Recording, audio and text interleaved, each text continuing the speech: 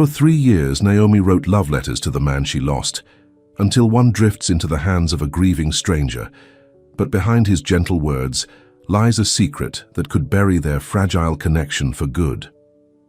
Before we get into the story, comment below where in the world you are watching from today. Zaraya Cole's hands shook as she balanced the heavy tray of champagne flutes. The crystal glasses clinked together, threatening to spill their golden contents onto the polished marble floor of the Cross Mansion. "Easy there," her cousin Marcus whispered as he passed by with his own tray of hors d'oeuvres. "Just another hour and we're done," Zaraya nodded, forcing a smile. She shouldn't be here. This wasn't her world. All these people in designer clothes talking about vacation homes and stock portfolios. She was a graphic designer from Brooklyn who spent her days creating logos for small businesses and her nights worrying about her mother's medical bills. "I can't believe I let you talk me into this," she muttered when Marcus circled back to her. "I don't belong here."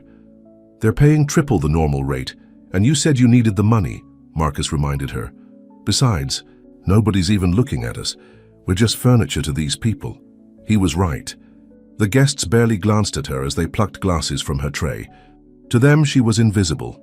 Usually that would bother her, but tonight it was a relief. Zaraya scanned the crowded ballroom. Crystal chandeliers cast a warm glow over New York's elite as they laughed and networked. But there was one face she hadn't seen all evening. "Is he even here?" she asked. "The man who owns this place?" Marcus shrugged. "Damien Cross? I heard he rarely shows up to his own parties. Too busy counting his billions, I guess." Then, why throw them? For show, it's all for show. Zaraya's bladder suddenly reminded her she'd been working for 3 hours straight. "I need to find a bathroom. Can you cover for me?" Marcus nodded, taking her tray. "Down that hallway, 3rd door on the right."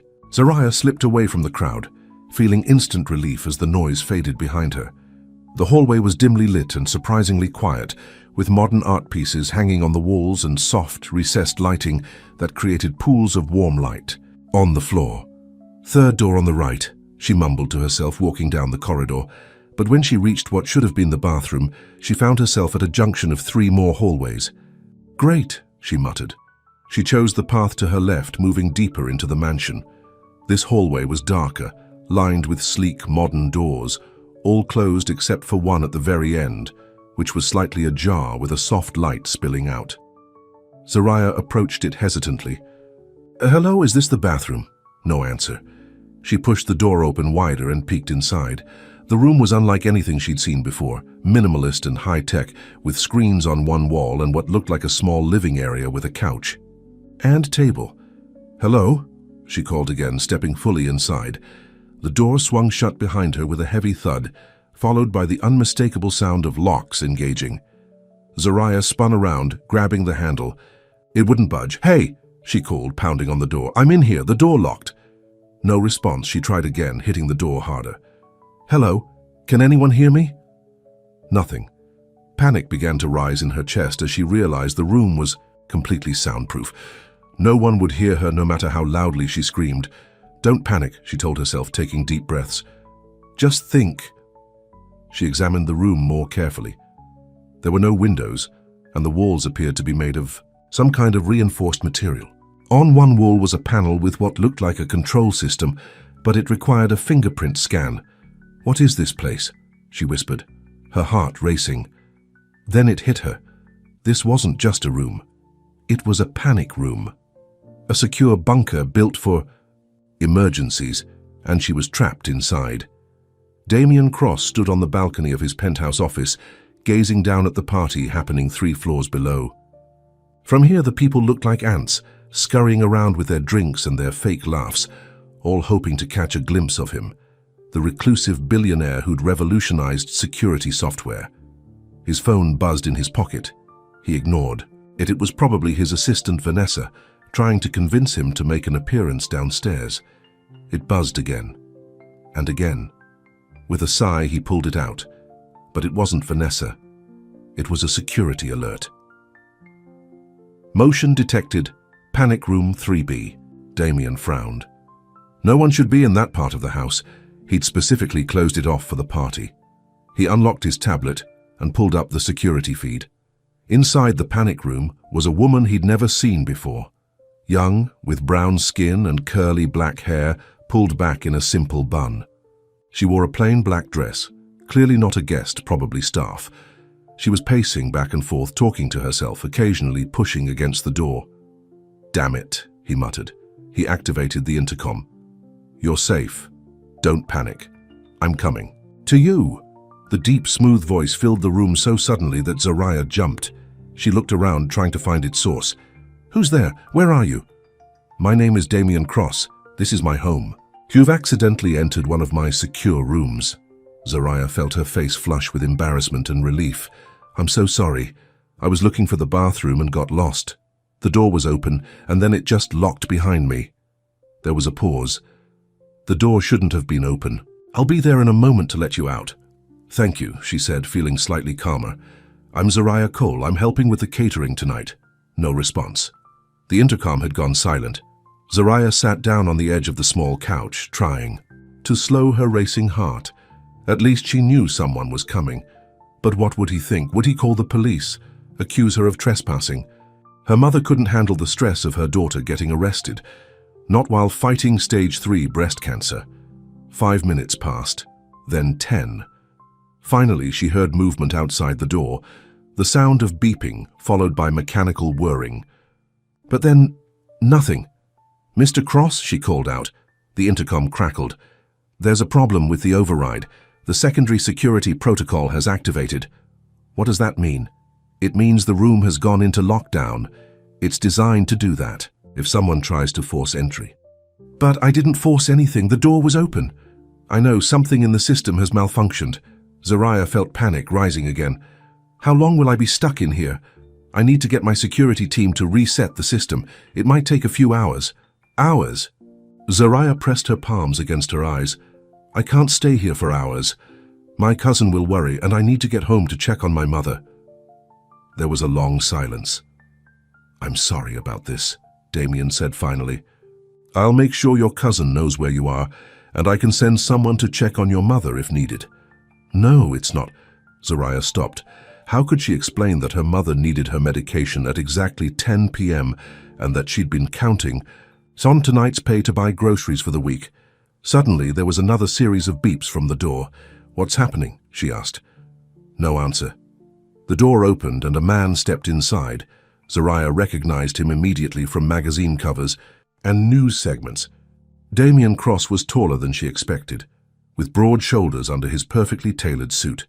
His face was all sharp angles, high cheekbones, strong jaw, straight nose. His eyes were startlingly blue against his tanned skin, and his dark hair was neatly styled. Before she could speak, the door closed behind him with the same heavy thud she'd heard earlier. "What are you doing?" she asked, confused. Damien walked to the control panel and pressed his palm against it. Red text flashed across the screen. "System error. Manual override failed." "I thought I could reset it from inside," he said, his voice tight with frustration. "But it's not working." Zariah stared at him, realization dawning. Are we both locked in here now?" He turned to face her, his expression grim. "Yes, Ms. Cole. It appears we are." "You locked yourself in here?" Zariah couldn't believe what she was hearing. "Why would you do that?" Damien loosened his tie. "I designed this system myself. I thought I could override it from the inside panel." He glanced at his watch. "My security team will notice I'm missing soon. They'll figure out where we are." "And how long will that take?" "A few hours, at most." Zariah sank back onto the couch, burying her face in her hands. "This can't be happening." Damien stood awkwardly in the center of the room, looking unsure of what to do. Finally, he removed his suit jacket and hung it over a chair. "Can I get you something to drink?" "There's water and some snacks in the cabinet." Zariah looked up at him in disbelief. "You're offering me snacks? Like this is some kind of sleepover?" His expression hardened. "I'm trying to make the best of an unfortunate situation, Ms. Cole." "Zariah," she corrected automatically. "And I'm sorry, but this is more than unfortunate for me.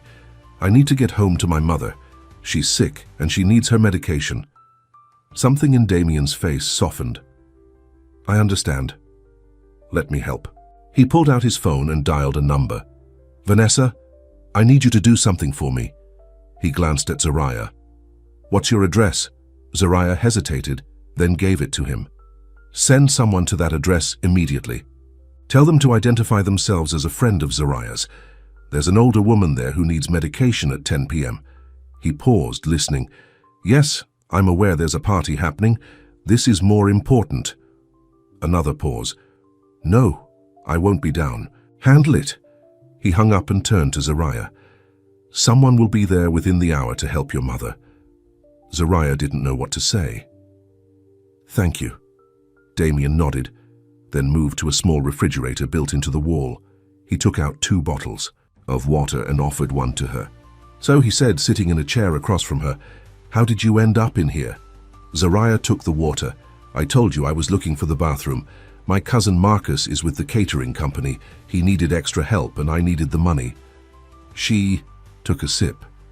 I got lost, saw the door open and thought it might be the bathroom. The door shouldn't have been open, Damien said again, frowning, and the lock shouldn't have malfunctioned. Well, it did, Zariah said, and now we're both stuck. She looked around the room. So this is your panic room. Do billionaires have a lot to panic about? A hint of a smile touched his lips. More than you'd think. They fell into an uncomfortable silence. Zariah fidgeted with her water bottle, acutely aware of how out of place she was. Meanwhile, Damien sat perfectly still, his face unreadable. Why do you throw these parties if you don't even attend them? She asked suddenly. Damien looked surprised by the question. Business, networking, it's expected. Expected by who? He shrugged. The board, the investors, the public. So you hide up here while everyone down there pretends to be your friend? His eyes narrowed. You're very direct, Ms. Cole. Zariah, she reminded him. And yes, I am. Life's too short not to be. Is that why you were talking to yourself in here before I arrived? Zariah felt her cheeks warm. You were watching me? Security cameras, he said, gesturing to a small lens in the corner. Standard in a panic room. Great, she muttered. So you saw me freaking out. I saw someone trying to stay calm in a stressful situation, he corrected. It was admirable. Zariah studied him, trying to figure out if he was mocking her, but his expression seemed genuine. This isn't how I planned to spend my evening, she said with a sigh. Nor I, Damien agreed. But perhaps we can make the best of it. He leaned forward slightly. Tell me about your mother. Zariah was caught off guard by the personal question. She has breast cancer, stage 3. She's been fighting it for 8 months now. I'm sorry to hear that. The treatments are expensive, even with insurance. That's why I took this job tonight. She gave a humorless laugh. Ironic, right? I came here for money, and now I'm locked in a room with one of the richest men in the country. Damien didn't laugh. Life has a strange way of bringing people together. Their eyes met, and for a moment Zariah felt something shift in the air between them. Then his phone buzzed, breaking the moment. He checked it, his face darkening. It's going to be longer than I thought. How much longer? The system requires a complete reboot. It won't be until morning. Zariah's stomach dropped. Morning? I can't stay here all night. I'm afraid we don't have a choice. Damien stood up and walked to a cabinet, opening it to reveal bedding and pillows. At least it's comfortable. There's a bathroom through that door and plenty of food. Zariah watched him in disbelief as he calmly began preparing the couch as a makeshift bed. How are you so calm about this? She demanded. Damien paused, looking at her. Panicking won't open the door any faster. But don't you have somewhere to be? People waiting for you? A shadow passed over his face.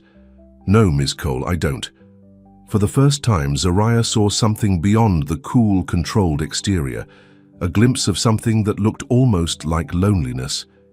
It's Zariah, she said softly, and I guess we have all night to get it right. Damien's serious expression softened just slightly. I guess we do. Zariah, I've written part 1 of the story following your guidelines. The narrative establishes Zariah's financial struggles and her mother's illness, how she accidentally gets trapped in Damien's panic room, Damien's decision to enter the room and their subsequent entrapment together. The beginning of their interaction in this confined space, The contrast between their worlds and personalities. I've kept the language simple and direct, focusing on the characters' actions and emotions, rather than complex descriptions. The narrative follows a linear timeline and establishes the foundation for their relationship to develop in subsequent parts. The night stretched on in the panic room. Zariah sat on one end of the couch while Damien worked on his phone, occasionally, making quiet calls to his security team. The room was surprisingly comfortable, with soft lighting that could be adjusted and a temperature control system that kept it perfectly cool. "Your cousin knows you're safe," Damien said, putting his phone down. "I had my assistant explain the situation." "Did she tell him I'm locked in a panic room with his boss's boss's boss?" Zariah asked with a hint of sarcasm. The corner of Damien's mouth twitched. "Something like that." Zariah pulled her knees up to her chest. "This is by far the strangest night of my life." "Mine too," Damien admitted. He hesitated, then added, "I don't usually spend much time with people." "What, billionaires don't have friends?" He didn't answer immediately. "I have colleagues, business partners, acquaintances. But not friends? Not many." He stood up and walked to the small kitchenette area. "Are you hungry? There's some food in here." Zariah realized she was starving. She hadn't eaten since lunch. "Yes, actually." "What do you have in your fancy bunker?" Damien opened a cabinet. "Canned goods mostly, some dried fruits, protein bars." He pulled out a few items. "Not exactly the catering from upstairs." "I'll take whatever," Zariah said. "I missed dinner too. Be here." Damien arranged some food on a plate and brought it over to her. Crackers, dried fruit, nuts, and some kind of canned meat spread. "Sorry it's not more impressive." "Are you kidding? This is the first time I've sat down all night." She took the plate gratefully. "Thank you." He nodded and made a plate for himself, though he barely touched it as he sat back down. "So," Zariah said between bites, "why does a man who lives in a fortress need a panic room?" Damien's expression turned guarded. "Security is my business." "Your business is software, from what I've read. This seems personal." He looked away, his jaw tightening. "I value my privacy." "Clearly," Zariah said. "But there's privacy, and then there's—" She gestured around. "This." Damien was quiet for so long that Zariah thought he wasn't going to answer. When he finally spoke, his voice was lower, more controlled. "When I was 19, our family home was broken into. My parents were killed." The words were flat, emotionless. "I was away at college. My sister was the only one home. She hid in a closet for 3 hours while they ransacked the house." Zariah felt her heart drop. "I'm so sorry." "The police said it was a robbery gone wrong. Just bad luck." His eyes were distant. "But I don't believe in bad luck. I believe in preparation in control." "So you built this?" "I built many things," he said. "My first security software patent was filed 6 months after their funeral. I designed this house myself. Every lock, every camera, every safe room. To keep people out," Zariah said softly. Damien looked at her, his blue eyes intense. "To keep safe what matters." The weight of his words hung in the air between them. Zariah put her plate down, suddenly understanding the man sitting across from her a little better. "My dad died when I was 15, she said. "Car accident, drunk driver." Damien's expression softened slightly. "I'm sorry. After that, it was just me and Mom. She worked 2 jobs to put me through school. Now it's my turn to take care of her." Zariah smiled sadly. "We don't have panic rooms or security systems. We just have each other." "That's more than many people have," Damien said quietly. They fell silent again, but the tension in the room had changed. It wasn't awkward anymore, but thoughtful, as if they were both seeing each other more clearly. "What time is it?" Zariah asked after a while. Damien checked his watch. "Almost midnight." "My feet are killing me. I've been standing since 4 o'clock." She slipped off her practical black flats and rubbed her soles. "You should rest," Damien said. "Take the couch, I'll use the chair." "I can't take your couch, it's your panic room." "Please," he insisted. "I rarely sleep anyway." Zariah was too tired to argue. "Wake me if anything changes with the door?" "Of course." She stretched out on the couch, using one of the pillows he'd taken from the cabinet. Damien dimmed the lights and moved to the chair across the room, his face illuminated by the glow of his phone. Despite her exhaustion, Zariah found it hard to fall asleep with him sitting there. "Do you really not sleep?" she asked. "4 hours a night usually," he replied without looking up. "That's not healthy. Neither is working 2 jobs while going to school, I imagine." Zariah propped herself up on her elbow. "How did you know I was in school?" Now he looked up. "Your bag. Before they brought it in, I saw a student ID card for Brooklyn Community College. Graphic design," she said. "Part-time. You're an artist?" "I try to be. Mostly I do freelance work for small businesses, logos, websites, that kind of thing." Damien nodded. "My sister is artistic. She paints. Is she the one who was there when—" "Yes." His voice became tight again. "She lives in Europe now, as far from here as possible. You stayed, though." "I had work to do." Zariah studied him in the dim light. For someone so wealthy and powerful, he seemed hollow somehow, like a man who had built an empire but forgotten why. "Do you like what you do?" she asked. The question seemed to surprise him. "Like it? Your work, does it make you happy?" Damien considered this. "It's successful. It's important." "That's not what I asked." He frowned slightly. "Happiness is a luxury not everyone can afford." "Ms. Cole." "Zariah," she corrected automatically. "And that's the saddest thing I've ever heard a billionaire say." Damien actually laughed, a short surprise sound that seemed to catch him off guard as much as it did her. "You're very blunt. Life's too short not to be," she said again, smiling a little. She lay back down, feeling her eyelids grow heavy. The last thing she saw before drifting off was Damien still watching her, an unreadable expression on his face. Zariah woke to the smell of coffee. She opened her eyes to find Damien standing by the kitchenette, pouring hot water into 2 mugs. "You have coffee in here?" she asked groggily, sitting up. "Instant," he said apologetically, "but it's better than nothing." Zariah checked her watch. 6:30 a.m. "Any news on the door?" "They're working on it. Should be soon." He brought her a mug. "Black okay. There's no milk." "Black is fine." She took it gratefully, the warmth seeping into her hands. "Thank you." Damien looked different this morning. His hair was slightly mussed and he'd rolled up his sleeves and unbuttoned his collar. Without his suit jacket and tie, he looked almost normal. "Did you sleep at all?" she asked. "A little." He sat down with his own coffee. "You talk in your sleep." Zariah felt her face heat up. "I do not. What did I say?" "Something about colors not being right." "And your mother's name? Sarah?" "Sarah," she corrected. "Without the H." He nodded. "Someone from my staff checked on her last night. Said she took her medication and was resting comfortably." Relief washed over Zariah. "Thank you for doing that. It was the least I could do after locking you in here." "Technically, I locked myself in. You just joined the party." A smile tugged at his lips. "First time my security system has ever backfired quite like this. First time for everything." Zariah sipped her coffee, grimacing at the bitter taste. "Even bad coffee.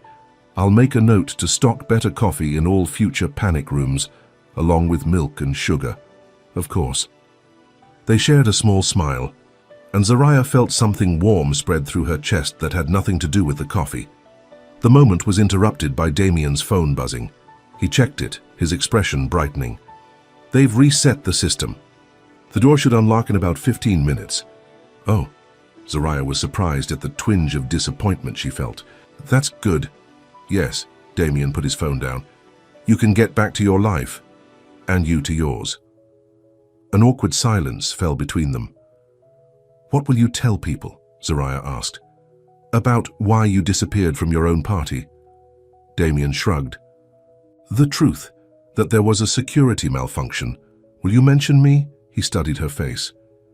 "Do you want me to?" Zariah thought about it. "No, I don't think so. I'd rather not be in the tabloids as the cater waiter who got trapped with Damien Cross.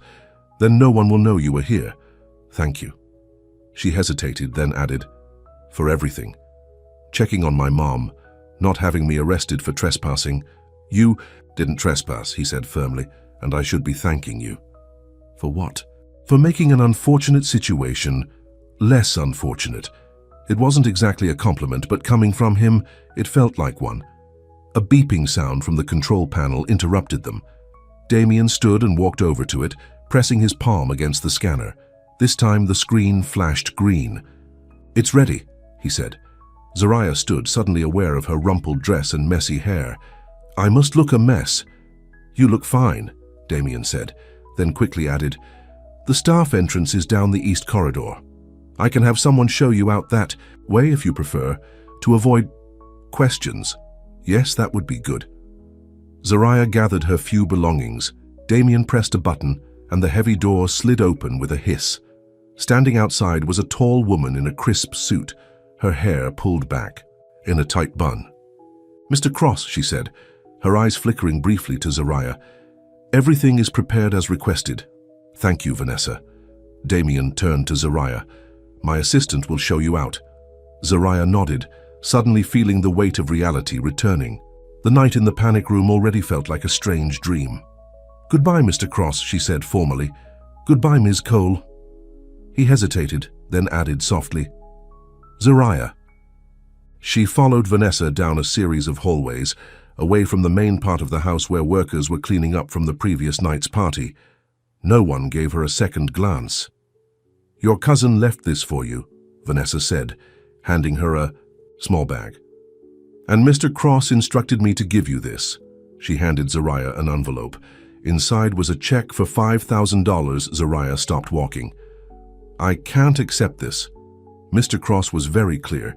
He said it was compensation for your inconvenience. "It wasn't his fault. I can't take his money." Vanessa's professional demeanor cracked slightly. "Between us, he pays people much more for much less of his time. Just take it." Zariah hesitated, thinking of her mother's medical bills and the rent that was due next week. Slowly, she put the check in her bag.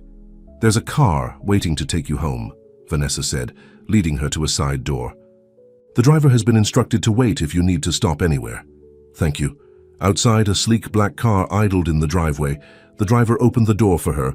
As Zariah settled into the back seat, she looked up at the massive house. Somewhere, inside was a man who had everything money could buy, but who seemed to have so little of what truly mattered. She pulled out her phone and found 3 missed calls from her mother and several texts from Marcus asking where she'd disappeared to. She would have a lot of explaining to do when she got home. The car pulled away from the Cross estate, taking her back to her real life. A life that suddenly felt both more grounded and somehow smaller than it had just 24 hours ago. 2 days later, Zariah sat at her small desk in the corner of the living room, working on a logo design for a local bakery. Her mother was napping in the bedroom, the new medication from the expensive specialist already showing promising results. Zariah had used part of Damien's money to pay for the appointment her mother had been putting off for months. The rest she'd put aside for rent and future treatments. She still felt strange about taking it, but as her mother said, sometimes pride has to take a back seat to practicality. Her phone buzzed with a news alert. She'd set it up after returning home, curious despite herself about what would be said about Damien's disappearance from his own party, Tech Billionaire. Damien Cross announces new security initiative after minor system failure at home. Zariah clicked on the article. There was a photo of Damien at a press conference, looking exactly as he had when she'd first seen him enter the panic room. Perfectly put together, remote, untouchable. According to the article, he'd announced a new grant for cybersecurity research after experiencing a minor system failure during a charity event at his home. There was no mention of anyone being trapped or of Damien himself spending the night locked in his own panic room. Zariah felt a strange mix of relief and disappointment. What had she expected? That he would tell the world about their night together? That he would mention the woman in the black dress who had talked to him about happiness and loss? Her phone buzzed again, this time with a text from an unknown number. "Ms. Cole, I hope this message finds you well. I've taken the liberty of having your number transferred from our security log, There's a matter I'd like to discuss with you if you're amenable. DC. Zariah stared at the screen, her heart suddenly racing. She typed back, "What matter would that be, Mr. Cross?" The response came quickly. "One better discussed in person. Are you available for dinner tomorrow evening?" Zariah bit her lip, thinking. Then she typed, "I don't leave my mother alone in the evenings." 3 dots appeared, then, "Of course. Perhaps lunch then. I can send a car." Zariah hesitated. Part of her wanted to say no, to put the strange night behind her and move on with her life. But another part, a stronger part, was curious. "Lunch works, but I can take the subway. Just tell me where." This time the response took longer. Finally, "The car will be there at noon. The driver knows the location." Zariah shook her head, smiling despite herself. "Fine, but this better not be about the check. I've already spent it." "It's not about the check." "Until tomorrow, Zariah." She put her phone down, her design work forgotten. What could Damien Cross possibly want to discuss with her? And why did the thought of seeing him again make her stomach flutter with something that felt dangerously like excitement? The next day, the black car pulled up in front of Zariah's apartment building at exactly noon. She'd spent more time than she cared to admit deciding what to wear, finally settling on a simple blue dress that was nicer than her usual jeans and t-shirt, but not fancy enough to make it seem like she was trying too hard. "You look beautiful," her mother said as Zariah checked her reflection one last time. "It's just lunch, Mom," Sarah Cole smiled knowingly, "with a billionaire who locked himself in a room with you all night." "When you say it like that, it sounds weird." "Life is weird, honey." Sarah adjusted her daughter's collar. "Just be yourself. If he wanted to have lunch with someone fancy, he has plenty of options." Zariah hugged her mother carefully, mindful of how fragile she still was. "I'll be back in a couple of hours.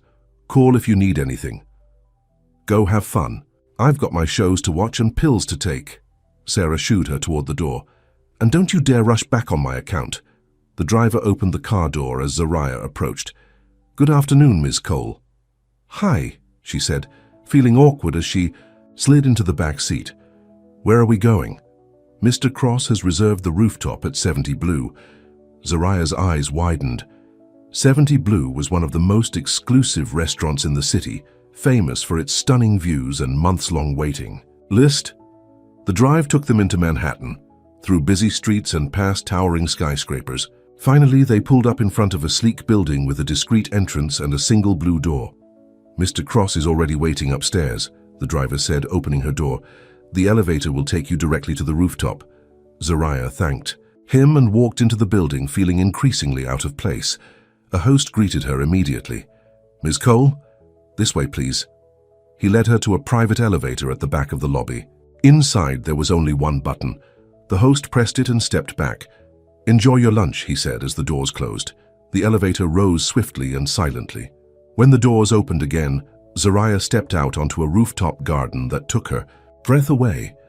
Lush plants surrounded elegant tables, with the city skyline spreading out in every direction. And standing at the far end, looking out over the view, was Damien Cross. He turned as she approached, and for just a moment his composed expression softened into something that looked almost like pleasure. "Zariah," he said, "thank you for coming." She took a deep breath and stepped forward into whatever this unexpected lunch might bring. "I've written part 2 of the story, continuing the development of Zariah and Damien's relationship. In this section, they spend the night locked in the panic room, gradually opening up to each other. We learn about Damien's tragic past that explains his obsession with security. Zariah shares her own struggles with her mother's illness. They're finally released in the morning, and Damien gives Zariah money as compensation. 2 days later, Damien contacts Zariah and invites her to lunch. The part ends with Zariah arriving at an exclusive restaurant to meet him. The narrative maintains the straightforward style you requested, focusing on the characters' emotional development and the growing connection between them. I've kept the language simple and direct while building tension for their next encounter. Zariah approached the table where Damien stood waiting. The rooftop was completely empty except for them. No other diners, no visible staff. "Did you rent out the entire restaurant?" she asked. unable to keep the surprise from her voice. "Just the rooftop," Damien replied, pulling out a chair for her. "I thought you might prefer privacy." "Most people just ask for a corner table," Zariah said as she sat down. A hint of a smile crossed his face. "I'm not most people, clearly."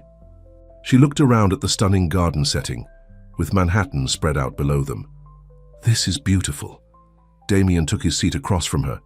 He was dressed more casually than she'd seen him before, dark slacks and a light blue button-down. Shirt with no tie. He still looked impeccable, but somehow more approachable. "How is your mother?" he asked. "Better, actually. I used some of your money to take her to a specialist we couldn't afford before. They adjusted her medication, and she's responding well."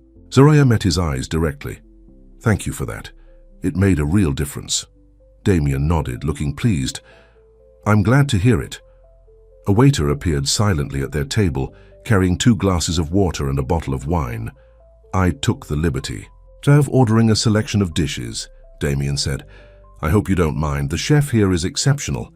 "That's fine," Zariah said, though she couldn't help adding, "Do you always make decisions for other people?" "Often," he admitted. "It's efficient, but not very considerate." Damien paused, then nodded slowly. "You're right. What would you like to drink? Wine? Something else?" "Water is fine for now," Zariah said, surprised by his concession. The waiter poured water into her glass and then disappeared as quietly as he'd arrived. "So," Zariah said after a moment, "what's this matter you wanted to discuss?" Damien seemed uncharacteristically hesitant. "I have a proposition for you." "A proposition?" Zariah raised an eyebrow. "That sounds ominous." "A business proposition," he clarified quickly. "I've been looking at your work." "My work? How? Your website, your online portfolio?" He pulled out a tablet from a case beside his chair and placed it on the table. "Your designs are good. Very good, actually." Zariah felt a mixture of flattery and unease. "You researched me." "I did." He didn't sound apologetic. "I like to know who I'm dealing with." "And what exactly are we dealing with, Mr. Cross?" "Damien," he corrected. "And I'd like to hire you." The waiter returned with a tray of small, artfully arranged appetizers. He set them down and left without a word. Zariah stared at Damien. "Hire me for what?" "Cross Security is launching a new consumer division.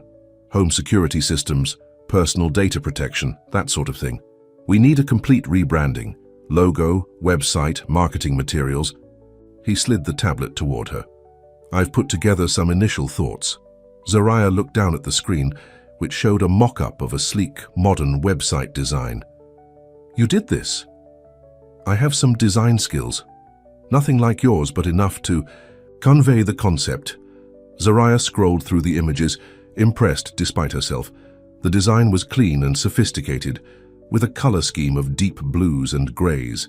"This is actually good." "Don't sound so surprised," Damien said dryly. "So you want me to do the final designs? That's your proposition?" "Yes, full creative control, with final approval from me. The fee would be substantial." "How substantial?" Damien named a figure that made Zariah nearly choke on her water. "That's a lot of money." "It's the market rate for a complete corporate rebranding," he said evenly. "I don't underpay for quality work." Zariah's mind raced. That kind of money would cover her mother's treatments for months, maybe even a year. It would let her cut back on her other freelance work and focus on finishing her degree. "Why me?" she asked. "You could hire any top design firm in the city." Damien picked up a small appetizer but didn't eat it. "Your work has an authenticity that appeals to me. It's not pretentious or trendy. It's honest." He set the food back, down. "Like you." Zariah felt a warmth spread through her that had nothing to do with the sunshine on the rooftop. Thank you. Plus," he added, his voice lighter, "you've seen my panic room. You're already familiar with my security obsession." Zariah laughed. "That's one way to put it." They fell into an easier conversation as they began to eat the appetizers. Zariah asked questions about the project, and Damien answered with surprising openness, explaining his vision for making high-level security accessible to average consumers. "Most people think good security is just for the wealthy or paranoid," he said. "I want to change that perception. Because of what happened to your parents, Zariah said softly. Damien nodded, his expression sobering. Yes, everyone deserves to feel safe in their own home. The main courses arrived, a perfectly cooked piece of fish for Zariah and steak for Damien. The food was exquisite, better than anything Zariah had ever tasted.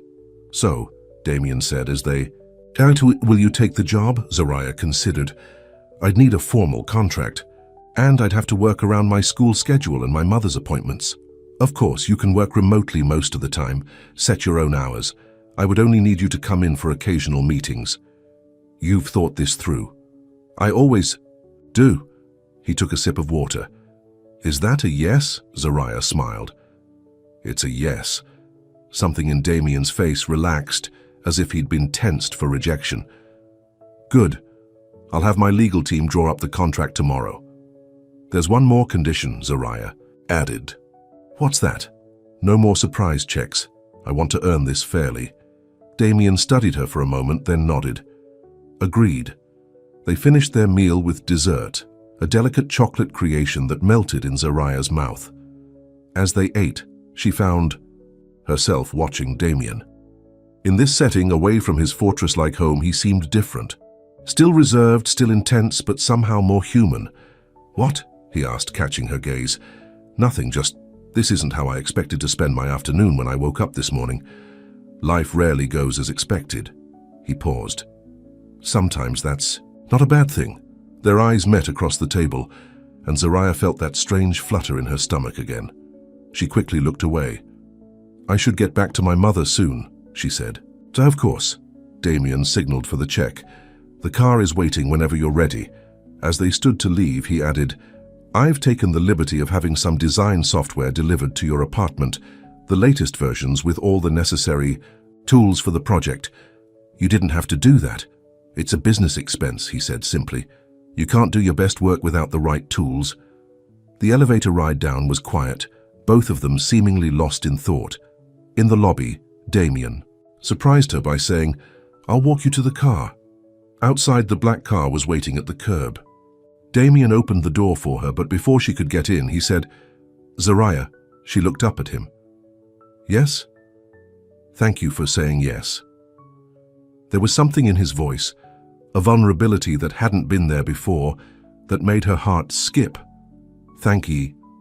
Are you for asking? She replied softly. For a moment they stood there, closer than they had been since the panic room. Then Damien stepped back, his professional demeanor returning. The driver has my private number.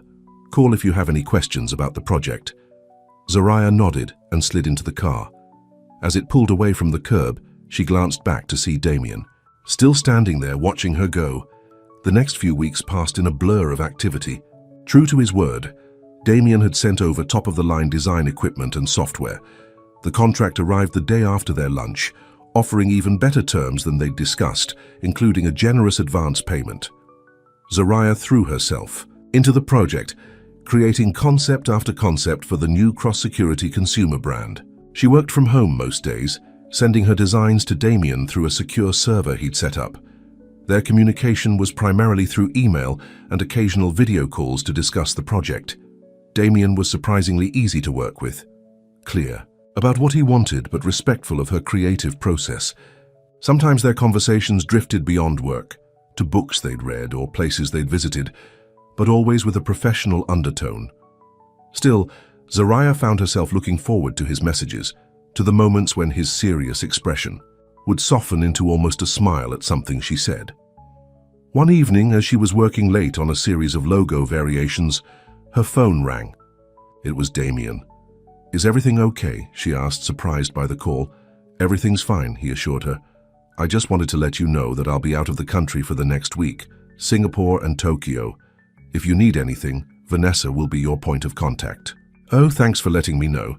There was a pause, then Damien added, How is your mother? She's doing really well, actually. The new treatment is working better than the doctors expected. That's good to hear. Another pause, longer this time. Was there something else? Zariah asked. No, Damien cleared his throat. I wanted to tell you that I'm very pleased with your work so far. The designs are excellent. Thank you, Zariah said, smiling though he couldn't see it. That means a lot. I should let you get back to it. Good night, Zariah. Good night, Damien. After. He hung up.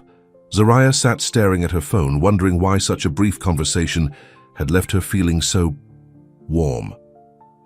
The week of Damien's trip dragged by. Zariah continued working on the project, sending updates to Vanessa, who was unfailingly professional but nowhere near as engaging to talk to as Damien. She told herself she was just eager for his feedback, that her impatience for his return was purely professional. But when her phone chimed with a message from him on the day of his return, back in New York, "Can you come to the office tomorrow to review the final designs?" She couldn't deny the rush of excitement she felt. The next day, Zariah dressed more carefully than usual in a simple but elegant navy dress and the one pair of designer shoes she owned, a splurge from her first big freelance check. Her mother noticed as she was leaving. "You look nice," Sarah said with a knowing smile. "Meeting with the boss?" "It's a big presentation," Zariah replied, avoiding her mother's eyes. "I want to look professional." Sarah didn't sound convinced. "Give Mr. Tall, Dark and Wealthy my regards." "Mom!" "What?" Sarah's eyes twinkled. "You talk about him all the time." "I do not," Zariah protested. "We work together." "If you say so, honey." Sarah patted her daughter's arm. "Just remember what I always taught you. Never settle for less than I deserve," Zariah recited with a smile. "That's my girl." The now familiar black car was waiting outside. The drive to cross security headquarters took them to a sleek skyscraper in Midtown Manhattan. Zariah had never been to Damien's office before, and she found herself growing nervous as the elevator climbed to the top floor. The doors opened onto a minimalist reception area with the current cross-security logo displayed on the wall, a simple blue shield that Zariah was hoping to replace with something more dynamic. "Ms. Cole," Vanessa greeted her, rising from behind a sleek desk. "Mr. Cross is expecting you. This way, please." She led Zariah down a corridor lined with glass-walled offices. People looked up as they passed, their curious gazes following her. Clearly, it wasn't every day that Damien Cross invited a young designer to his personal office. Vanessa stopped at a set of double doors at the end of the hall. She knocked once, then opened them. "Ms. Cole is here, Mr. Cross." "Thank you, Vanessa. Send her in." Damien's office was exactly what Zariah had expected. Spacious, modern, and impeccably organized. 3 walls were glass, offering a spectacular view of the city. Damien stood by a large conference table, reviewing something on a tablet. He looked up as she entered, and for just a moment his professional mask slipped. Something that looked almost like pleasure flashed across his face before he composed himself again. "Zariah, thank you for coming." He gestured to the table. "I've set everything up for your presentation." Zariah walked over, setting down her portfolio case. "How was your trip?" "Productive." He moved to stand beside her, close enough that she could smell his cologne, something subtle and expensive. "Singapore is always interesting. I've never been outside the country," Zariah admitted. "Barely been outside New York." Damien looked at her with genuine surprise. "Never? College? Work? Mom's illness?" There hasn't been much time or money for travel. Something shifted in his expression. "Perhaps someday." Before Zariah could respond, the door opened and several people filed in, executives from various departments according to the introductions Damien made. They took seats around the table, all watching Zariah with evaluating eyes. "Ms. Cole has been working on the rebranding for our consumer division," Damien explained. "I've asked you all here to review her final concepts." Zariah felt a flicker of panic. She hadn't realized she would be presenting to a room full of executives. She'd prepared to show her work just to Damien. As if sensing her nervousness, Damien caught her eye and gave her a small, encouraging nod. Somehow, that simple gesture steadied her. Taking a deep breath, Zariah opened her portfolio and began her presentation. She explained her design process, the thinking behind each concept, how the new branding would appeal to everyday consumers while maintaining the company's reputation for excellence. The executives asked questions, some easy, some challenging, but with each answer, Zariah grew more confident. This was her work, her passion, and she knew it inside and out. When she unveiled the final logo design, a stylized door that doubled as a shield, with a keyhole that formed the letter C, there was a moment of silence followed by murmurs of approval. "It's perfect," said one woman who had been introduced as the marketing director. "Simple enough for consumers to recognize instantly, but sophisticated enough for our corporate clients." Others nodded in agreement. Zariah looked to Damien, who had been silent throughout most of the presentation. His face was unreadable. "Thank you, everyone," he said finally. "If you could leave your comments with Vanessa, I'd like to speak with Ms. Cole privately." The executives filed out, several stopping to compliment Zariah on their way. When the door closed behind the last of them, she turned to Damien. "You didn't warn me I'd be presenting to your entire executive team," she said, unable to keep the accusation from her voice. "Would you have prepared any differently if I had? Well, no, but then it wasn't relevant information." He walked to the window, looking out at the city. "You did exceptionally well. They were impressed." "What about you?" Zariah asked. "Were you impressed?" Damien turned to face her. "I expected nothing less."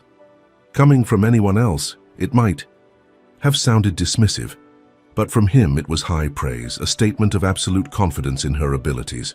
"So what happens now?" she asked. "Now we implement your designs." He moved back to the table, closing her portfolio with careful hands.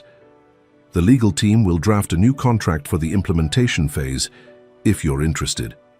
"I am," Zariah said immediately, "but I have finals coming up in a few weeks. I'll need to work around them." "Of course," Damien handed her the portfolio. "Your education comes first." Their fingers brushed as she took it, and Zariah felt that now familiar flutter in her stomach. She quickly pulled her hand away. "There's something else I wanted to discuss," Damien said, his tone shifting slightly.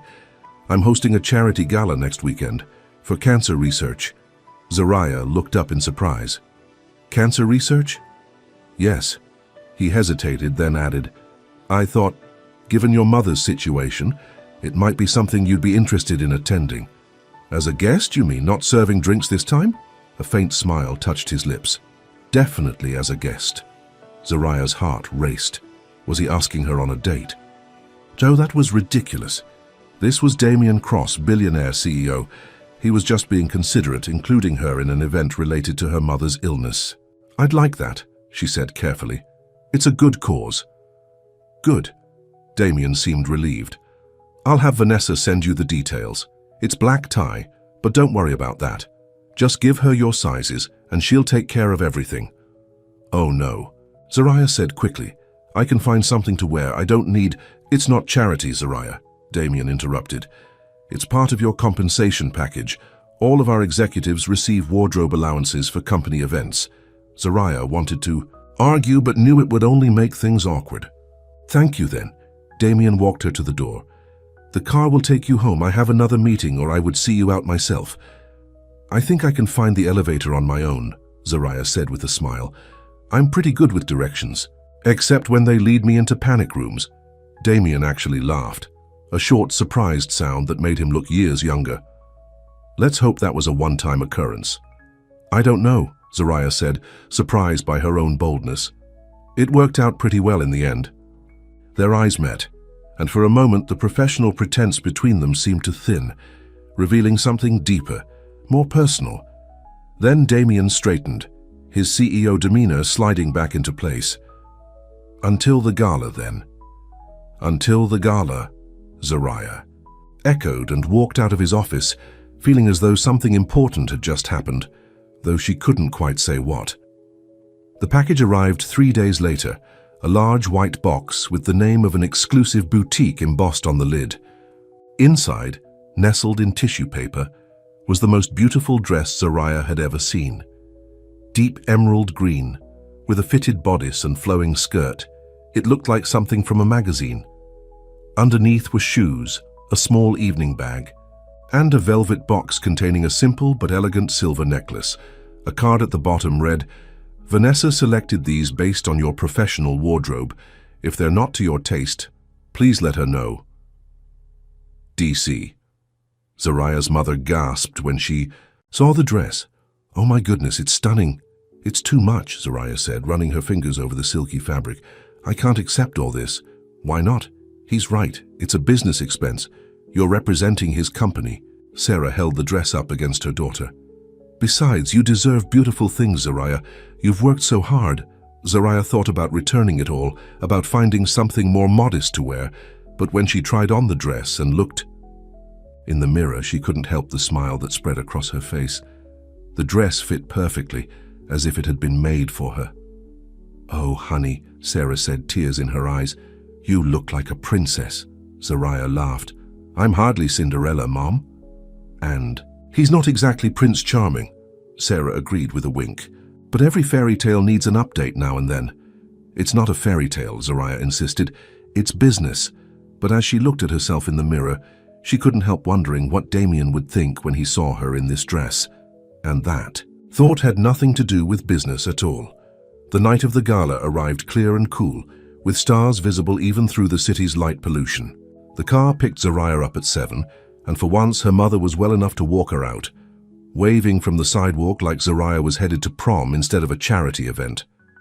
The gala was being held at the Metropolitan Museum of Art, with the entire north wing closed off for the event. As the car pulled up to the entrance, Zariah saw photographers lined up behind velvet ropes, capturing the arrivals of the city's elite. "I can't go through there," she told the driver in panic. "Isn't there a side entrance or something?" "Mr. Cross said to bring you to the main entrance," the driver replied apologetically. "He's waiting for you there." Zariah took a deep breath. She could do this. It was just a walk from the car to the door, nothing to be nervous about. The driver opened her door and she stepped out, immediately blinded by camera flashes. She froze, uncertain where to go, when a warm hand touched her elbow. "You made it," Damien said, appearing beside her as if by magic. He looked devastating in a perfectly tailored tuxedo, his usually serious face softened by a genuine smile. But what struck Zariah most was the way he was looking at her, as if she were the only person in the crowded entrance. "You look beautiful," he said quietly, for her ears alone. "Thank you," she managed. "So do you. I mean handsome. You look handsome." A flash of amusement crossed his face. "Shall we go in?" He offered his arm, and after a moment's hesitation, she took it. Together they walked past the photographers, who called out Damien's name and asked questions he smoothly ignored. Inside, the museum had been transformed. Soft lighting illuminated the ancient artifacts and artwork, while elegant tables had been set up in the central hall. A string quartet played in one corner, and servers circulated with champagne and hors d'oeuvres. "This is incredible," Zariah said, looking around in awe. "It's one of my favorite spaces in the city," Damien replied. "I come here sometimes when I need to think." The image of Damien Cross wandering alone through the quiet museum was oddly touching. Zariah was about to comment on it when they were approached by an older couple. "Damien, there you are," the woman said, air-kissing his cheek. Her eyes immediately went to Zariah with undisguised curiosity. "Margaret, Robert," Damien greeted them. "This is Zariah Cole. She's the designer behind our new consumer brand identity." "How lovely," Margaret said, though her expression suggested she had expected a different introduction. "Are you with one of the big agencies, dear?" "No, I'm independent," Zariah said. "And still in school, actually." Robert looked impressed. "Damien doesn't work with just anyone. You must be exceptional." Before Zariah could respond, they were joined by more people, all eager to speak with Damien. He introduced her to each of them the same way, as the designer behind the new brand, but he kept her by his side, his hand occasionally touching the small of her back when they moved through the crowd. It was overwhelming. These people ran the city, controlled fortunes, influenced politics. And yet, as the evening progressed, Zariah realized they were just people, some kind, some pretentious, all of them with their own insecurities and agendas. During dinner, she was seated next to Damien at the head table. The conversation flowed easily between them, and more than once she caught him watching her with an expression she couldn't quite decipher. After the meal, there was dancing. Zariah watched as couples filled the floor, moving gracefully to the music. "Would you like to dance?" Damien asked unexpectedly. Zariah looked at him in surprise. "I didn't think you were the dancing type." "There's a lot you don't know about me," he said, standing and offering his hand. She took it, allowing him to lead her onto the dance floor. His hand was warm at her waist, his touch light but secure as they moved to the music. "I haven't danced since my cousin's wedding 3 years ago," Zariah admitted. "I'm probably terrible." "You're doing fine," Damien assured her. "Just follow my lead." And she did, finding it surprisingly easy to move with him. They didn't speak, but the silence between them was comfortable, filled with something unspoken, but increasingly undeniable. As the song ended, Damien's phone buzzed in his pocket. He reluctantly pulled away to check it, his expression immediately shifting to concern. "What is it?" Zariah asked. "Security alert at the house," he said distractedly. "Probably nothing, but I need to check." He looked at her apologetically. "I'm sorry, I have to step out for a moment." "Of course," Zariah said. "Go ahead." Damien hesitated, then touched her arm briefly. "I'll be right back. Don't disappear on me." He strode away, already dialing a number on his phone. Zariah made her way back to their table, feeling oddly bereft without him beside her. She was sipping her water when a woman in a striking red dress approached. She was beautiful in a cold, perfect way, with platinum blonde hair and sharp features. "So you're Damien's new project," she said without preamble, taking Damien's empty seat. "Excuse me," Zariah said, startled. "I'm Victoria Pierce." The woman said it as if Zariah should recognize the name. "Damien and I have known each other for years." "Oh," Zariah said, unsure how to respond. "It's nice to meet you." Victoria's smile didn't reach her eyes. "He does this, you know, finds someone different, takes them under his wing, makes them feel special." Zariah felt a chill run through her. "I don't know what you're talking about. Don't you?" Victoria leaned closer. "The designer he hired from the waitstaff, it's all over the gossip columns.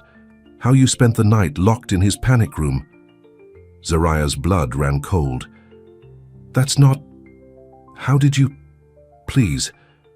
In our circle, nothing stays secret for long." Victoria took a sip of Zariah's champagne. "I just thought you should know that you're not the first charity case he's taken on. He has a soft spot for helping the less fortunate." Zariah's cheeks burned with humiliation and anger. "I'm not a charity case, I'm his employee."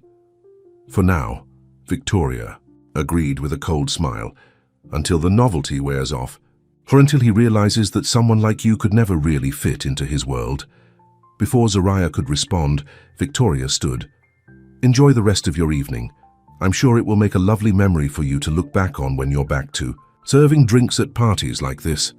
She walked away, leaving Zariah sitting alone, her earlier happiness shattered. She looked around the opulent room, at the wealthy, powerful people laughing and dancing, and suddenly felt like an imposter. In her borrowed dress, was Victoria right? Was she just Damien's latest project? Someone he'd found amusing because she was so different from his usual circle? The thought made her stomach twist. When Damien returned a few minutes later, his face relaxed when he saw her still waiting. "False alarm," he said. "Just a system glitch." He must have noticed her expression because his smile faded. "What's wrong?" "Nothing," Zariah said, forcing a smile. "Just tired, I guess." Damien studied her face. "Something happened while I was gone. What was it?" "It's nothing, really." She stood up. "Actually, I think I should go. It's getting late. And I have a paper due Monday." "Zariah." Damien caught her hand. "Talk to me, please." The genuine concern in his voice almost broke her resolve. But Victoria's words echoed in her mind. "I just don't belong here," she said quietly, pulling her hand away. "This isn't my world, Damien, and I think we both know that." Confusion and hurt flashed across his face. "That's not true, isn't it? Look around. These are your people. I'm the girl you rescued from a panic room, your latest charity project." Understanding dawned in his eyes. "Victoria spoke to you." "So you don't deny it?" Zariah asked, her voice catching. "Deny what? That she's jealous and manipulative?" "No, I don't deny that." Damien moved closer, lowering his voice. "Whatever she told you, it's not true. Then why is our night in the panic room in the gossip columns?" "You promised no one would know." Damien's expression darkened. "I didn't tell anyone. It must have been someone on the security team or the catering staff." He ran a hand through his hair in frustration. "Zariah, you have to believe me. You're not a charity case or a project. He stopped, seemingly unable to find the words. "I'm what?" Zariah asked, her heart pounding, but Damien just shook his head. "Let me take you home. We can talk in the car." "No." Zariah took a step back. "I need some space, some time to think." "Zariah, please, Damien, just let me go." The hurt in his eyes was almost enough to make her stay. But Zariah turned and walked away, threading through the crowd of beautiful, wealthy people who had never known what it was like to count pennies for medication or work 3 jobs to pay rent. Outside, she bypassed the line of waiting cars and hailed a taxi. As it pulled away from the curb, she looked back to see Damien standing on the steps of the museum, watching her go, his face a mask of confusion and something that looked almost like loss. And for the second time since meeting Damien Cross, Zariah found herself in a car driving away from him, wondering if she'd just made the biggest mistake of her life. I've written part 3 of the story, continuing the development of Zariah and Damien's relationship. In this section, Damien offers Zariah a job designing the rebranding for his company. Their professional relationship develops with underlying personal attraction. Zariah presents her design work to Damien's executive team. Damien invites Zariah to a cancer research charity gala. At the gala, their connection deepens, but is interrupted by Victoria, who suggests Zariah is just Damien's charity case. The part ends with Zariah leaving the gala upset, questioning whether she truly belongs in Damien's world. The narrative maintains the straightforward style with simple language while building emotional tension between the characters. I've focused on their growing feelings for each other and the obstacles they face from both external forces and their own insecurities. Zariah spent the weekend avoiding Damien's calls and messages. She threw herself into her schoolwork, finishing her paper early and studying for finals until her eyes burned. But no matter how hard she tried to focus, her mind kept returning to the hurt in Damien's eyes as she'd walked away. By Monday morning, there were 3 missed calls from him and a single text. "Please let me explain." She didn't respond. Instead, she sent a professional email to Vanessa, attaching the final design files and thanking her for the opportunity to work with Cross Security. She ended by saying she wouldn't be continuing with the implementation phase due to school commitments. It was the coward's way out, and Zariah knew it. But the thought of facing Damien again, of hearing him confirm that yes, she had been a novelty, a momentary distraction from his real life, was too painful to bear. Her mother watched her with worried eyes as she moved around their small apartment like a ghost. "Are you going to tell me what happened?" Sarah asked on Sunday night, as they sat together watching TV. "Nothing happened," Zariah said, staring at the screen without seeing it. "I just realized some things don't work out, no matter how much you might want them to." Sarah took her daughter's hand. "Is this about Damien?" Zariah looked at her in surprise. "How did you—" "I'm your mother. I notice things." Sarah squeezed her hand. "Like how your eyes light up when you talk about him, or how you've been checking your phone every 5 minutes since you came home from that gala." Zariah sighed. "It's complicated. Love usually is." "It's not love," Zariah said quickly. I don't know what it is. But it doesn't matter. We're too different. His world and mine, they don't mix." Sarah gave her a knowing look. "Is that what you think or what someone told you to think?" Zariah remembered Victoria's cold smile, her cutting words.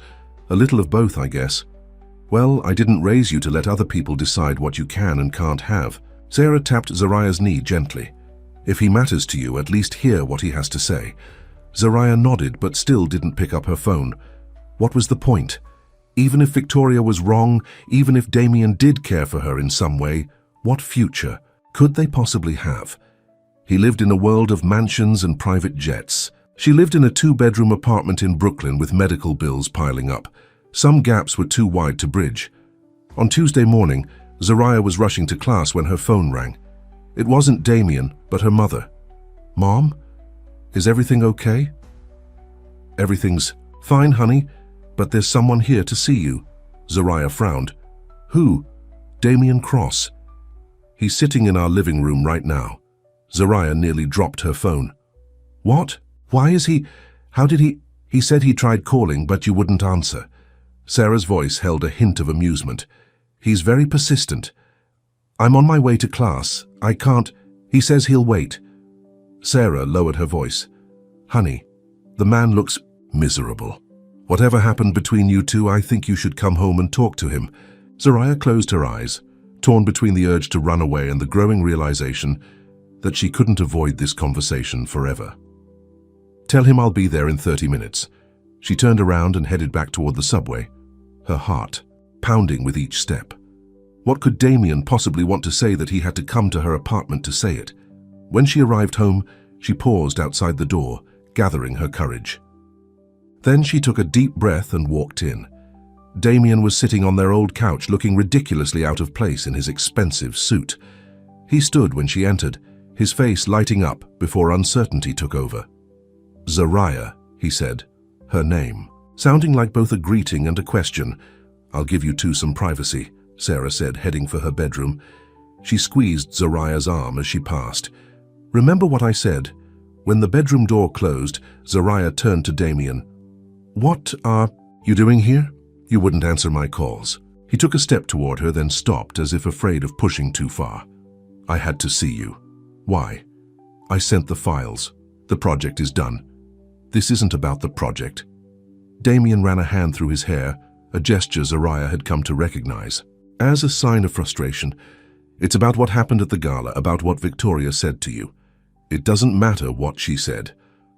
It does if it made you run away. He moved closer, his eyes searching her face. Zariah, whatever she told you, it wasn't true, wasn't it? Zariah crossed her arms, protecting herself. She said it's all over the gossip columns, about us being locked in together, about you hiring me after. I never spoke to the press, Damien said firmly. Someone leaked the story, yes, but I've been trying to shut it down. That's what the security alert was about that night. My team traced the leak to one of the guards who was on duty that night. He's been fired. That doesn't change the fact that people are talking, that they think I'm... She couldn't finish the sentence. I don't care what people think, Damien said, his voice rising slightly. I've never cared what people think. If I did, I wouldn't have built walls around myself for years. I wouldn't have hidden in my own home during parties. Until you found someone new and interesting to rescue, Zariah said bitterly. Someone different from your usual crowd. Damien's expression hardened. Is that what you think? That you were some kind of novelty act for me? What else am I supposed to think? You're Damien Cross. You could have anyone, work with anyone. Why me? Because you saw me, he said simply. Not the billionaire, not the CEO. Me, the man who built rooms to hide in, who throws parties he doesn't attend, who had everything money could buy and nothing that actually mattered. Zariah felt her defenses weakening at the raw honesty in his voice. That night in the panic room, he continued, when you asked if I was happy, no one had asked me that in years, maybe ever. And you looked at me like you actually cared about the answer. I did care, Zariah admitted softly. Damien took another step toward her. I hired you because you're talented, because your work is exceptional. But I kept finding reasons to talk to you, to see you, because when I'm with you, I feel real, like maybe I don't have to hide anymore. Zariah's heart was pounding so hard, she was sure he could hear it. Damien, let me finish, he said, his voice gentle but determined. Victoria Pierce is my ex. We dated briefly 3 years ago. It was convenient. Same social circle, families knew each other, but there was nothing real about it. She's been trying to get back together ever since, and she saw you as a threat. A threat? Zariah couldn't keep the disbelief from her voice. Me? Yes, you. Damien was standing right in front of her now. Because she saw what I've been trying not to admit to myself, that I'm falling for you, Zariah, that I have been since the moment you stood in my panic room and asked me if I was happy. Zariah felt like the ground was shifting beneath her feet. You can't be serious. I've never been more serious about anything in my life. He reached out, hesitantly taking her hand. I know we come from different worlds, I know it's complicated, but I also know that when you left that gala, you took something with you. Something I don't think I can live without anymore. Zariah. looked down at their joined hands, his perfectly manicured, hers with traces of ink from her design work. Such different hands, different lives. "I'm not part of your world, Damien," she said quietly. "I never will be." "Then I'll be part of yours," he replied without hesitation, "or we'll build a new one together." The certainty in his voice made her look up, meeting his eyes. There was no doubt there, no hesitation, just that intense focus she'd come to, Sano now directed entirely at her. "It won't be easy," she warned. "Nothing worth having ever is. People will talk. Let them." Zariah felt a smile tugging at her lips despite herself. "Do you have an answer for everything?"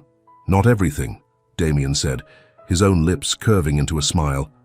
"I still don't know if you feel the same way." Instead of answering, Zariah stepped forward and kissed him. It was a gentle kiss, questioning at first, then growing more certain as his arms wrapped around her, pulling her close.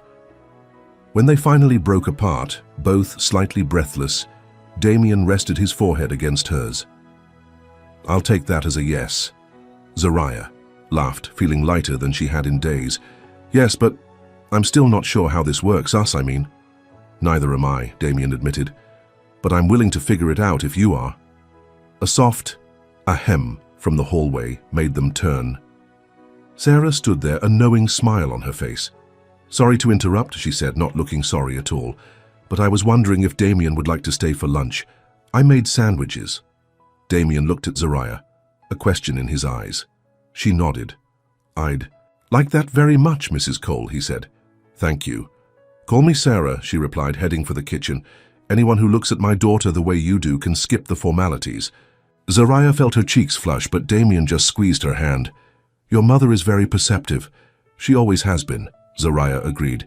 "It's annoying sometimes." "I heard that," Sarah called from the kitchen. They both laughed, and Zariah felt the last of her doubts melting away. This, whatever it was between them, wouldn't be easy. But maybe, just maybe, it could work. Over the next few weeks, Zariah and Damien began the delicate process of merging their very different lives. She continued working on the cross-security rebranding, but now as a consultant rather than an employee. He made time in his busy schedule to attend her end-of-semester art show, standing proudly beside her as she explained her designs to her professors and classmates. The gossip columns had a field day when they were first spotted together in public. "Billionaire's Panic Room Romance" read one particularly cringe-worthy headline, but Damien's legal team quickly shut down the more invasive stories, and eventually, the novelty wore off. What didn't wear off was the way Zariah felt when Damien looked at her, or the way he seemed to relax more each time he visited her in Brooklyn. He started leaving suits behind for jeans and t-shirts, began eating at local diners instead of five-star restaurants, and even developed a fondness for the corner bodega's coffee, which he claimed was better than anything his private chef made. For her part, Zariah found herself growing more comfortable in Damien's world too. She still felt out of place at charity galas and board dinners, but with him beside her, steady and supportive, she learned to navigate the complex social waters of the ultra-wealthy. Sarah's health continued to improve with her new treatment, and when Damien quietly arranged for the best oncologist in the country to take on her case, Zariah didn't protest. She'd learned that sometimes accepting help wasn't about charity or pity, it was about love. One evening in late summer, Damien invited Zariah to his house for dinner. Unlike the night of the party, she arrived through the front door, welcomed by name by the security staff. "Where is everyone?" she asked as they walked through the quiet house. "No staff tonight?" "I gave them the night off," Damien said, leading her through a series of hallways. "I wanted us to be alone." Zariah raised an eyebrow. "Are you cooking?" "God, no," Damien laughed. "I ordered in, but I do have a surprise for you." He stopped in front of a familiar door, and Zariah felt a jolt of recognition. "Is that the panic room?" Damien confirmed. "Where it all began. Why are we here?" "I've made some changes to it. I wanted to show you." He pressed his palm to the scanner and the door slid open. Zariah stepped inside and gasped. The room had been completely transformed. The stark utilitarian space was now a cozy studio, with drawing tables, state-of-the-art computers, and walls covered in pinboards. In one corner, A small seating area had been set up with comfortable chairs and a coffee table. But what took her breath away were the walls. Projected onto them were dozens of her designs, from school projects to the cross-security rebranding, all displayed like a gallery exhibition. "Damien," she whispered, turning in a slow circle. "What is all this?" "Thought you might like a dedicated workspace when you're here," he said, watching her reaction carefully. "For your freelance projects or just to create, and I wanted to showcase your work properly." Zariah walked to one of the design tables, running her fingers over the smooth surface. "This is incredible." "There's more," Damien said. He pressed a button on a panel, and the projections changed. Now the walls showed images of her mother's latest scans, all clear, and papers for a foundation with Sarah's name on it. "What is this?" Zariah asked, her voice catching. "The Sarah Cole Foundation for Cancer Research and Treatment," Damien explained. "Your mother agreed to let me set it up. It will fund research and provide financial assistance to families struggling with medical bills." Tears filled Zariah's eyes. "Damien, I don't know what to say. There's one more thing." He pressed the button again and a new image appeared, a beautiful building in downtown Brooklyn, with a sign that read, "Cole Design Studio." "I bought the building," Damien said quietly. "It can be your own design firm if you want it, or just a studio for your personal work." "Whatever you decide." Zariah turned to him, overwhelmed. "Why would you do all this?" Damien took her hands in his. "Because I love you, Zariah. Because you unlocked something in me that I thought was lost forever." "I love you too," she whispered, the words coming easily, naturally. Damien smiled, but there was nervousness in his eyes that she rarely saw. "There's one last thing." He reached into his pocket and pulled out a small black box. Zariah's heart stopped. "Damien!" "It's not what you think," he said quickly. "Or at least, not yet. I know we're not ready for that." He opened the box to reveal a key, a simple silver key on a chain. "What is this?" she asked. "A key to this house," Damien said. "To every door, including this one." He nodded toward the panic room. "No more locked doors between us, ever." Zariah took the key, feeling its weight in her palm. "No more hiding." "No more hiding," he promised. "From anything or anyone." She closed her hand around the key, then looked up at him. "What if I want to lock the door sometimes?" Damien looked puzzled. "Why would you want to do that?" Zariah stepped closer, wrapping her arms around his neck.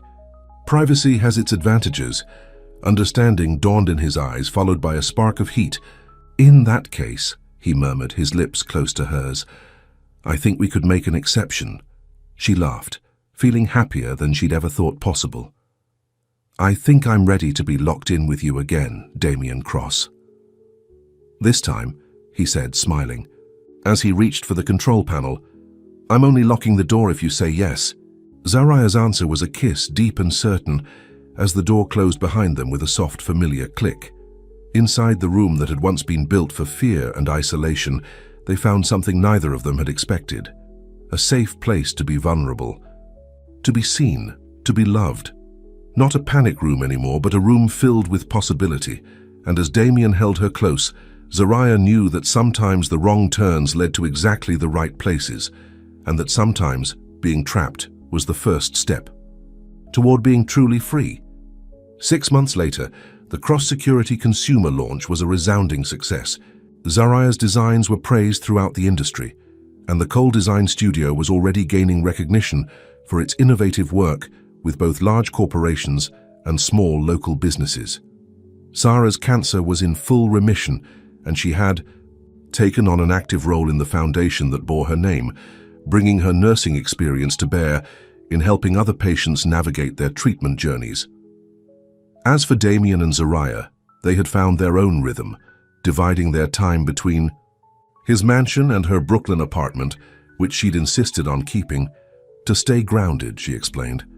And he understood. The panic room remained Zariah's studio, but it had acquired a few more personal touches, photos of them together, a comfortable couch where Damien often sat while she worked, books they both loved. It was no longer a place to hide, but a place to create, to connect, to be together. And if sometimes they locked the door behind them, well, that was their business.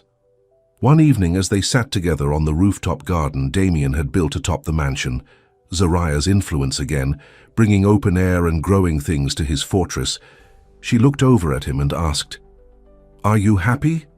It was the same question she'd asked that first night, but this time Damien didn't hesitate. "Yes," he said simply, taking her hand.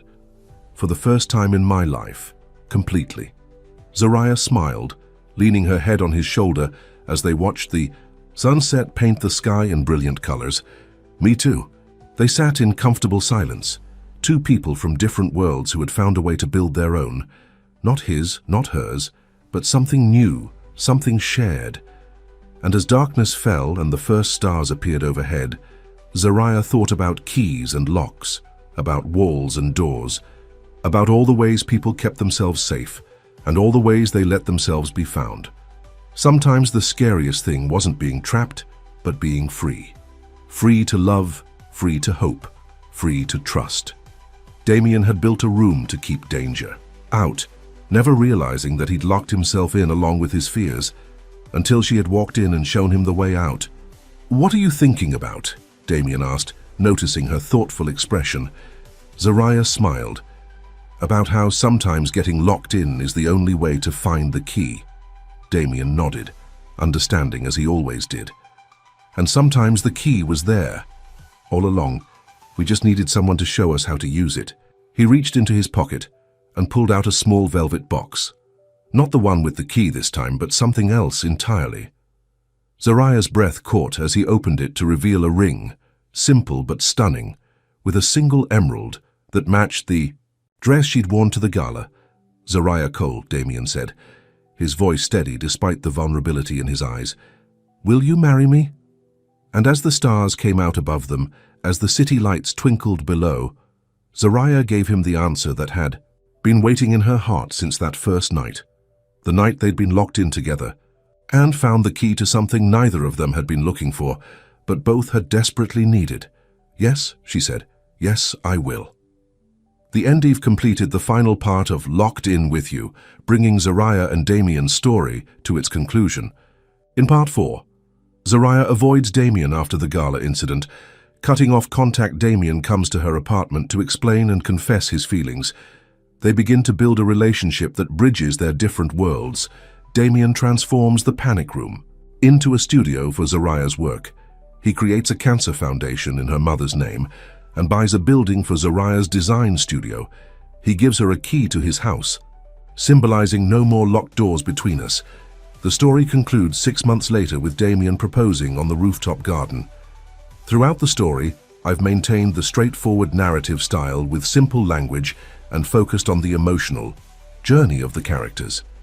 The story follows the premise you provided, with the panic room serving as both a literal and metaphorical space where two people from different worlds connect and find something unexpected together.